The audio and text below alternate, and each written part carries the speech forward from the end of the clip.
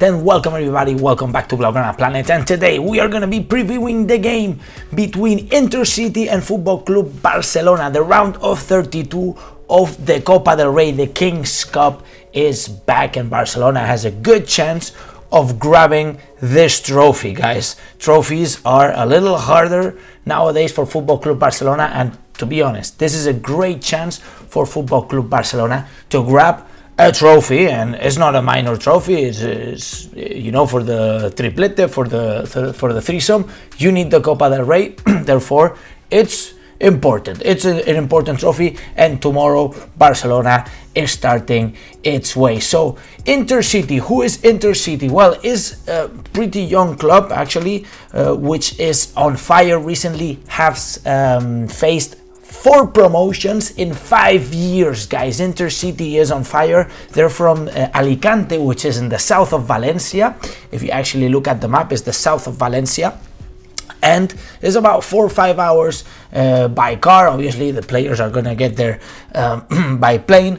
And it's going to be a tough game. We know Intercity, from the little information that we have, is that is a team that fights a lot, okay? A lot of team spirit. For you guys to understand in which league Intercity is, well, Intercity is placed in the same league as Barça B, as Barça Athletic, as you can see, which is sitting in 9th position. Well, Intercity is sitting in the 19th position, okay, of this league, which is the former Segunda B, okay, so the second league B, which you can also call it the third league, if you can call it, right? So there's La Liga, which is the first, then the second division, and then there's the third division, which is now called La Liga Ref, okay? It's like the third division, you could call it, okay? So they're sitting there in the 16th position, guys, and Barça Athletic, the Barça B, is sitting in 9th position in the same league. Therefore, I think that Barça should destroy them. By the way, the game is going to be played in another stadium, in a bigger stadium. It's called Estadio José Rico Pérez. It's the stadium of Culers Club de Football, which is another club from the same city. So guys, Intercity is not going to be playing in the same pitch they play always.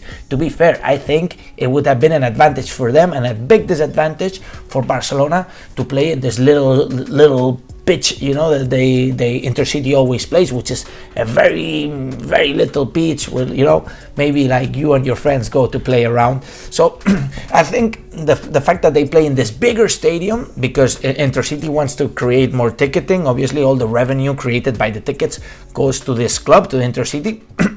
And I think it's going to be a disadvantage for them, okay? Because playing in a more regular stadium, it's going to benefit, of course, the players that tend to play in these bigger stadiums, and those are players of Football Club Barcelona, right? So there's going to be a lot of changes in the lineup. Of course, we saw Xavi today in the press conference. He did talk a lot about possible newcomers into the lineup. Of course, we're going to see Araujo finally back after his injury. Araujo, after 3-4 months, I don't know how long, but we've suffered a lot of stress, him going to the World Cup and almost playing. They wanted him to play, then training with the team.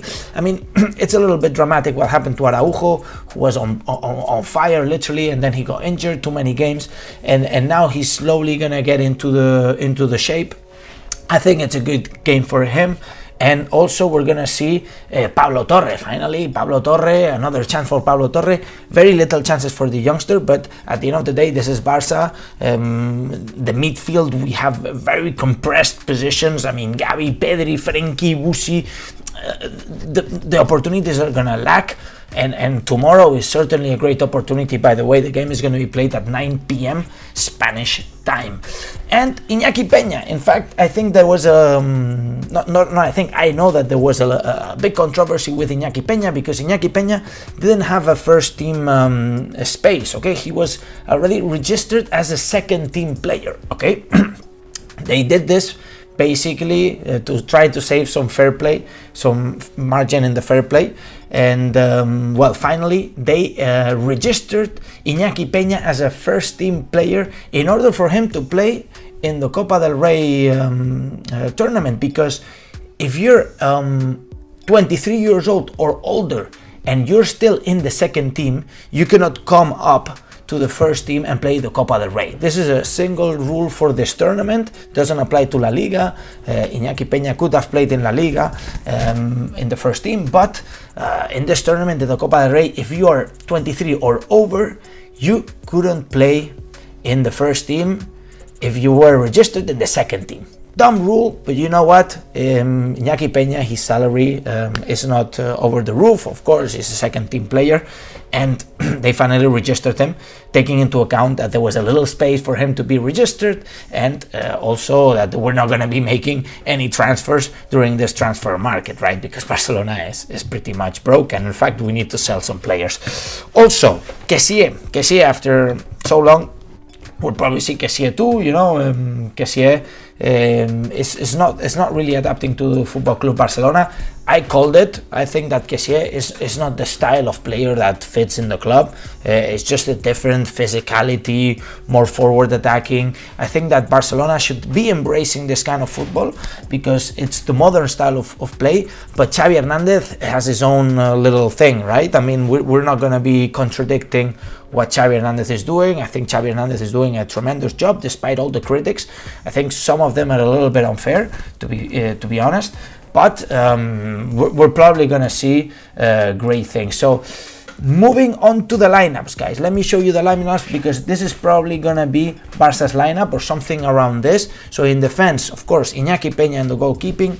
Balde, I think Balde could play because he didn't play against Espanyol. Jordi Alba played, although I have a doubt because Jordi Alba won't be playing against Atletico Madrid, which is the next game on the weekend, because he was shown a red card against Espanyol, right? So maybe it's Jordi Alba who plays and we keep Balde for the game against Atletico. But Balde, of course, he has a good physicality, he has a good rhythm, and he can play both games, no problem. So Eric Garcia, Araujo, here the newcomers here in defense. Eric Garcia, well, I said in the video in which I say I explode.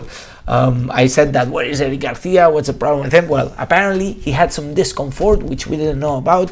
Well, apparently now his discomfort is solved and he's feeling fine. Therefore, we could speculate that Eric Garcia is going to be playing. Araujo is confirmed. Xavi said today in the press conference that Araujo will start, therefore good news. And Bellerin is going to have a good chance to play, taking into account he's being absent in the last games, right? Again, Pablo Torre, Kessié, and I think Busquets. Why Busquets? Because I think that Xavi is starting to see that Frenkie de Jong is a better option in most cases. Therefore, if you're going to play Frenkie de Jong in this game, I think it's a risk for the next game, which is the next La Liga game against Atletico Madrid. Therefore, play Busquets. Don't play Frenkie de Jong. Although, again, this is my speculations. A lot of things could change, but I think Pablo Torres should get the opportunity, and Kessié, of course, should get the opportunity. And up front, Depay. As we know, Depay has the time counted in Barcelona. I think that by the end of the season, he's going to be leaving. He's not going to have many chances in La Liga unless there's the sanction, which has been revoked temporarily against Lewandowski, which imagine the sanction comes back, which very well could. In fact, I should make a video about this sanction because it's a little bit of dramatic. On the other side, Ferran Torres and Ansu Fati, guys. I think that Ansu Fati, man, there's a problem with Ansu Fati, certainly a problem. But I believe that Ansu Fati could come back. I really think so. Although I have my doubts. I have my doubts because mentally he's being stuck, and we'll see. And Ferran Torres, man, this guy has to wake up. He needs to stand up. He needs to wake up and move his ass a little bit. In regards of Intercity, guys, Intercity, we don't know the formation that they're going to play in, but last game they played against Mirandés, which is a second division team in the qualifications for the Copa del Rey round of 32, and they played this formation. Okay, so they played 5 in the back, 3 in the middle, 2 up front. I expect that they're gonna play a very defensive game.